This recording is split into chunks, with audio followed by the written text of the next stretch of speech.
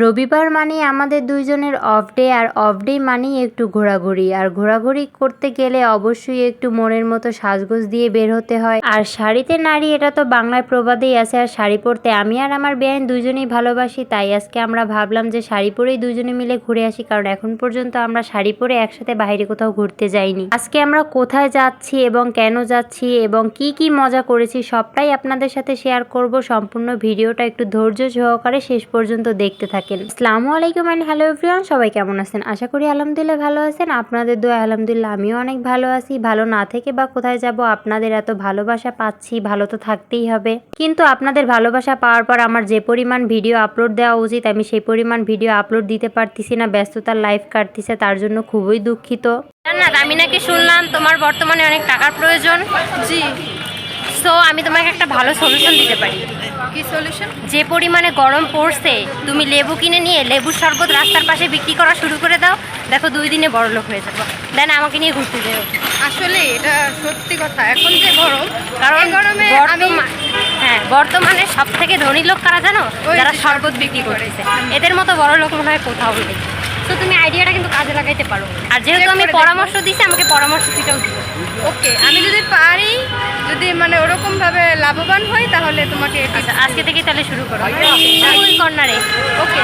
ঘুরতে যাওয়ার মধ্যে কিন্তু আমি সব থেকে সুন্দর একটা আইডিয়া আমি আমার বেআইনকে দিয়ে দিয়েছি। শুধুমাত্র আমার বেআইনকে না, আইডিয়াটা আপনারাও কাজে লাগাতে পারেন, কারণ বর্তমান যে অবস্থা তাতে যদি আপনারা শরবত বিক্রি করেন অবশ্যই অনেক লাভবান হবেন। যাই হোক, শরবতের সাবজেক্টটা পরে যাই। আমরা যেখানে যাচ্ছিলাম, যাওয়ার মাঝপথে আর এক জায়গায় আমরা গিয়েছিলাম ঈদগাহ মাঠের ওইখানে। আমি যেহেতু আশেপাশে এরিয়াটা চিনি না, তাই আমার বেআইন আমাকে চারপাশটা চিনিয়ে নিয়ে যাচ্ছিল। দেন আমরা ঈদগাহ মাঠের সামনে গিয়ে নামলাম। সেখানে আমাদের এক ফ্রেন্ডের সাথে দেখা হওয়ার কথা ছিল, সে আসলো। দেন তার সাথে দেখা করে কথাবার্তা কিছুক্ষণ বলে আমরা আবার রওনা দিলাম আমাদের উদ্দেশ্যে, আমরা যেখানে যাচ্ছিলাম। যাওয়ার পথে কিছু বড় বড় গাছ দেখলাম। এই গাছগুলো রাস্তার পাশে অনেক সময় দেখা যায়, সরকারি গাছ এগুলো। যদিও এই গাছগুলোর নাম কি আমার জানার খুব ইচ্ছা, কেউ যদি জেনে থাকেন অবশ্যই কমেন্ট বক্সে কমেন্ট করে জানাবেন যে গাছগুলোর কি নাম। আমরা ওখানে গল্প আড্ডা শেষ করে অবশেষে জাতীয় উদ্যানে চলে এসেছি। মানে সবাই এটাকে গার্ডেন নামে চেনে। আর এই গার্ডেনটা মূলত কি কতটা সুন্দর বা ভিতরে কি কি আছে সম্পূর্ণটাই আজকে আপনাদের সাথে শেয়ার করতে যাচ্ছি।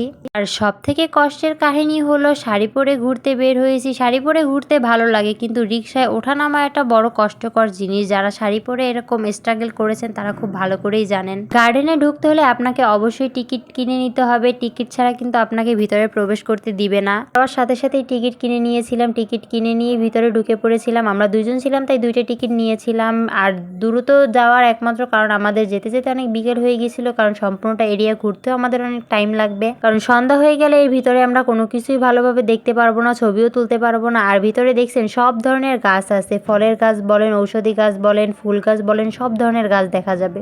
আমাদের রাজধানী ঢাকা শহর একটা ঘনবসতিপূর্ণ এলাকায় বা শহর বলা যায়। এখানে চারোপাশে এত যানজট, মানুষ, সাথে এত বড় বড় বিল্ডিং, যার কারণে আশেপাশে গাছপালা তেমন দেখাই যায় না। বর্তমানে সবকিছুই মানুষজন যত পারতিছে গাছপালা কেটে কেটে বড় বড় বিল্ডিং বানাচ্ছে, তাই আমাদের অক্সিজেনেরও কিন্তু ঘাটতি দেখা দিচ্ছে। কোথায় আছে না, শহর শহরই, গ্রাম গ্রামই। গ্রামে যেরকম শান্তি, সেই শান্তি কিন্তু আপনি শহরে গিয়ে কখনোই পাবেন না। আর এই শহরের কোলাহলপূর্ণ এলাকায় থাকতে থাকতে আপনিও একসময় একঘেয়েমি কাজ করে যাবে। আপনার এই একঘেয়েমি দূর করার জন্য অন্তত এই গার্ডেনে যদি আপনারা যান, অবশ্যই আপনাদের এই একঘেয়েমিটা দূর হবে আশা করি। কারণ প্রকৃতির ছোঁয়া পেলে প্রতিটা মানুষের মনটাই প্রফুল্ল হয়ে থাকে। কিন্তু আমি প্রকৃতির ছোঁয়া পেতে গিয়ে যে কত কিছু দেখলাম তা আর না বলি, আপনারা নিজের চোখেই দেখে নিন তা। আশেপাশে ছোট বড়, মেজো সেজো, বয়স্ক কোনো কথা নাই, সবাই জুটি বেঁধেছিল।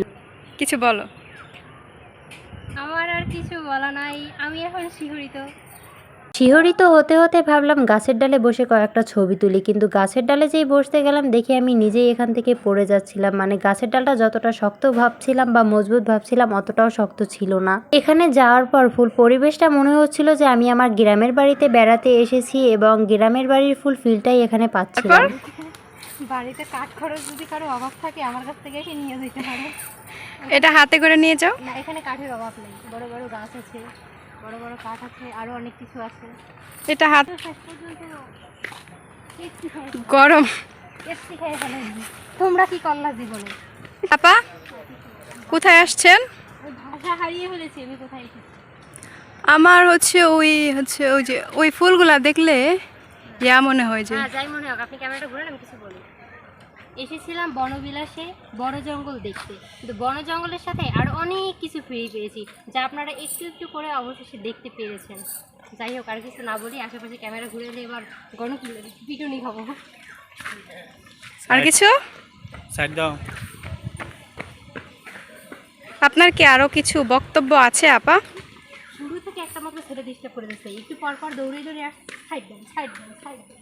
গার্ডেনে কিন্তু মানুষ অনেকই ছিল, কিন্তু বেশিরভাগ ছিল জুটি। কিন্তু শুধুমাত্র যে জুটি এসেছে তাই না, অনেকে কিন্তু ফ্যামিলির সাথেও সময় কাটানোর জন্য এখানে আসে, কারণ পরিবেশটা আসলেই অনেক শান্ত, মনোরম একটা পরিবেশ। এখানে আসলে আর যেতেই ইচ্ছে করবে না। আসলে এখানে যে পরিমাণ বাতাস আর পরিবেশটা এতটা শান্ত, আমার তো ইচ্ছে হচ্ছিল আমি এখানেই থেকে যাই, আর ঘুমিয়ে পড়তে পারলে তো আরো ভালো লাগতো, কারণ যে পরিমাণ গরম থেকে প্রতিকার পাওয়ার জন্য মনে হয় এই জায়গাটাই অনেক পারফেক্ট। তাই একেবারে ছোট্টখাট্ট একটা লেকের পাশে যে আমরা বসে পড়েছিলাম। লেকটা আসলে অনেক বড়, কিন্তু পানি শুকিয়ে যাওয়ার জন্য এরকম অল্প ছোট একটু দেখাচ্ছে।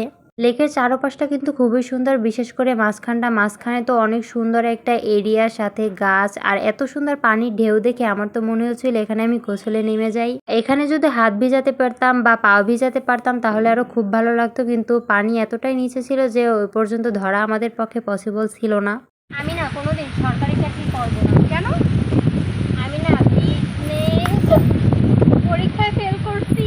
তাকে বলেছিলাম ছোট্ট একটা শর্ট ভিডিও বানাবো, তুমি কিন্তু চরটা একটু আমাকে আসতে দিবা, কিন্তু সে এমন জোরে চর দিল আমি তার জন্য মোটেও প্রস্তুত ছিলাম না। আর সে বলল এই সুযোগে আমি একটু মেরেই নিই, যেহেতু আর জীবনে কখনো সুযোগ পাবো কিনা বলা যায় না। আর এই প্রতিশোধ তো মনে করেন আমাকে নিতেই হবে। যাই হোক, ওই পাশ থেকে ঘুরে আমরা অন্য পাশে ঘুরতে আসলাম। দেন এই বেবিটাকে দেখতে পেলাম, বেবিটা অনেক কিউট, সেও আমাদের সাথে ছবি তুলতে আসছিল। আর তার মজার কাহিনী হলো তার মা নাকি আমার ভিডিও দেয়, বলতেছিল আপু আমি আপনার ভিডিও দেখি আর আপনি এখানে আসছেন, তাহলে আপনার সাথে একটা ছবি তুলি। তো আমি বলছি অবশ্যই, কেন নয়। তো ছবি তুলে নিয়ে তিনি চলে গেলেন। অ্যান্ড আমাদেরও অনেক সময় হয়ে গেছে বাসায় আসা, তাই আমরাও বের হয়ে চলে আসলাম। আমাদের হাতে সময়ও অল্প ছিল, সন্দেহ হয়ে যাচ্ছিল, তাই আমরা মানুষও ছিলাম মাত্র 2 জন, তাই বেশিক্ষণ আর ওখানে সময় ব্যয় করিনি। আমরা দ্রুত করে চলে এসেছি, তাই ভিতরটা সম্পূর্ণ আপনাদের ঘুরে দেখাতেও পারিনি। যখনই আমি বের হয়ে যাব তখনই দেখি গেটের কাছে অনেকগুলো বকুল ফুল। দেন আমিও বসে পড়লাম বকুল ফুল কুড়ানোর জন্য, কারণ বকুল ফুল দেখলে কিন্তু ভালোই লাগে। বকুল ফুলের মালা কার কার পছন্দ অবশ্যই কমেন্ট করে জানাবেন।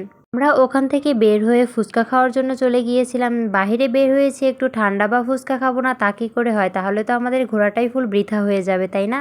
আর ঘুরতে ঘুরতে আমার অবস্থা দেখেন, আমি তো ফুল তৃষ্ণার তো কাকের মতো হয়ে গেছি, আর চেহারার অবস্থা তো খুবই খারাপ হয়ে গিয়েছে। আর আমাদের বেশিক্ষণ ওয়েট করতে হয়নি, যাওয়ার সাথে সাথেই আমাদের ফুচকা দিয়ে দিয়েছিল। আমরা ডিম ফুচকা অর্ডার করেছিলাম। ফুচকাটা দেখতে যতটা সুস্বাদু ছিল, মানে তৃপ্তি করে আমরা খেতেও পেরেছি। ফুচকাটা আসলে অনেক মজা ছিল, টকটাও অনেক ভালো লেগেছিল।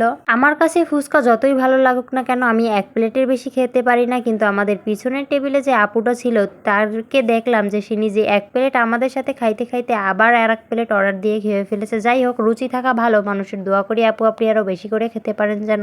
যাই হোক, আজকে অল্প সময়ের ভিতরে একটা অনেক সুন্দর মনোরম পরিবেশে যে আমরা ঘুরে এসেছি। আপনাদের যদি মনোরম পরিবেশে ঘুরতে ইচ্ছে করে বা একঘেয়েমিতা দূর করতে ইচ্ছে করে, আপনারা ফ্যামিলি সহকারে গার্ডেনে গিয়ে ঘুরে আসতে পারেন।